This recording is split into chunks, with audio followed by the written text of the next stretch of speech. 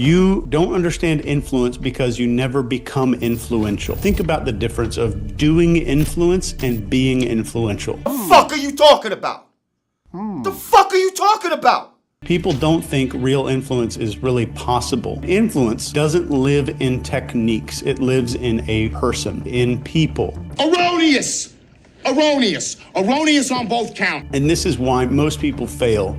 Correct. Most people think they know what influence is. They think it is persuading a person, a technique of some sort, some kind of cool tactic that they write in a notebook and they memorize. We're shifting and sometimes breaking a person's reality. And most of the time they don't know it's us that's doing it.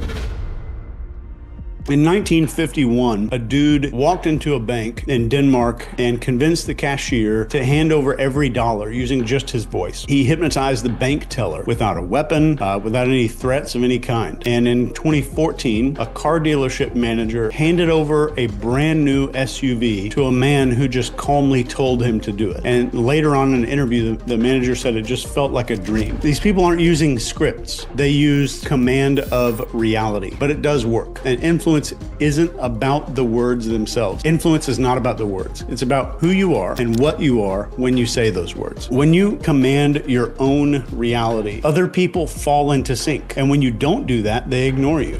Let's talk about perception. Perception is more important than power. The lens that you see people through is what determines and builds your personal influence. If you've read the ops manual, you might have understood that there are 4 lenses of behavior, but there are 5. Lens number 1 is people are broken. And in this lens, everything is some kind of pathology. And lens number 2 is people are different. Everything becomes a personality test or some kind of a label. It's an ego battle. Lens 3 is people are facts. And this is good because there's a lot less emotion. You don't get pissed off about the crap people do that usually pisses you off. But in this, people are data. They're traits. And it's kind of more cold observations. Then we get to the 4th lens, and this is seeing people as reasons. So we get good at profiling behavior and understanding people's behavior. We start seeing the fuel, the wounded part of that person behind the crazy stuff that we might be seeing. And then the lens number 5 is people are reflections. That's a bingo.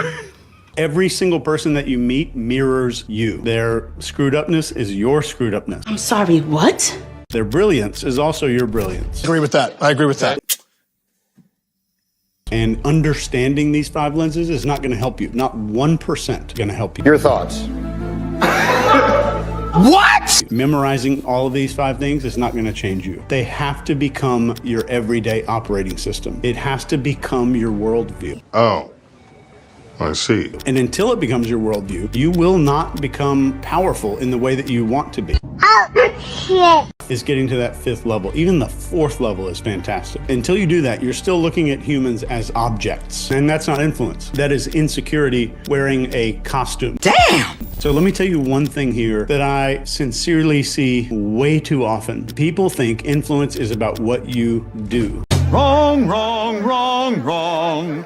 Wrong, wrong, wrong, wrong. Even the best sales trainers in the world think this. There are books out there that are nothing more than what to say to people, like word for word scripts to say to people. And that belief system takes 5 seconds to prove so wrong that it's embarrassing. Listen to me, you're wrong. And if you don't get it, I feel sorry for you.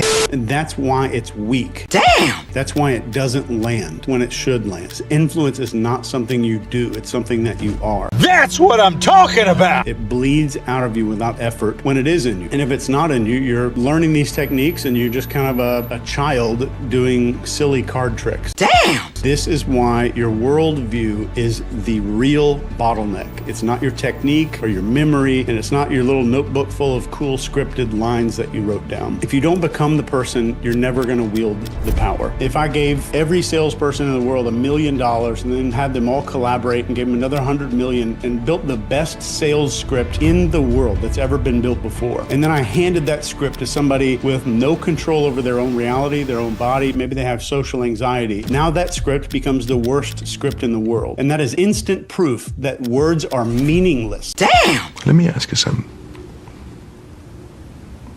If the rule you followed brought you to this, Of what use was the rule? without owning yourself. That's what I'm talking about. I don't believe in gimmicks, because if you knew what was truly possible, if you knew what you could do, you right now could walk into a room and do stuff like that every day. You just don't have the self-belief or the worldview to envelop that, to be able to hold that reality. If you knew how far this could go, if you knew what you were really capable of becoming, you would forever stop asking how, and you'd start preparing your nervous system and who you are right now. So influence is not about adjusting behavior. It is controlling reality. And this is where we get to a moment where you decide who the hell you're going to become next. I'm not asking you to spend a bunch of money or anything. I want you to understand you are capable of making this change. And if you think I can't become confident, I have to learn all these things to be confident. Confidence is about stripping shit away. It's how to be confident, or secrets of confidence, whatever the hell you want. Like, look people in the eye, have good posture, speak a certain way, have good conviction, make sure you always wear a collared shirt and all this other stuff, dress like you're going to the country club. That is bullshit.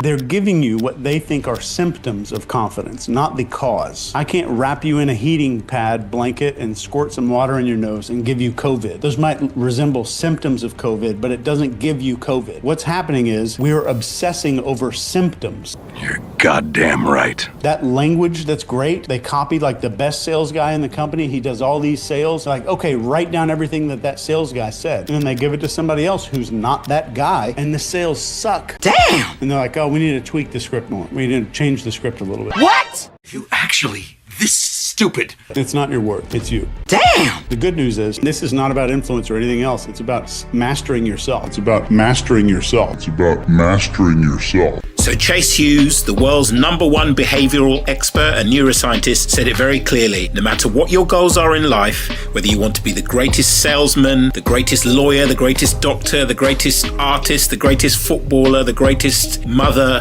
the greatest father, the greatest lover, whatever your goals are in life, your #1 priority should be self-mastery, because it's not about techniques, it's not about tactics, it's not about words, it's not about strategies, it's about who you are, it's about your being, and your being is the result of self-mastery. How do you go about doing that? You join The Only Way Out Is In, the world's first and only online community that focuses on helping people living in an algorithm-managed, AI-hijacked, attention economy driven, NPC generating digital world to master themselves. Can you say that again?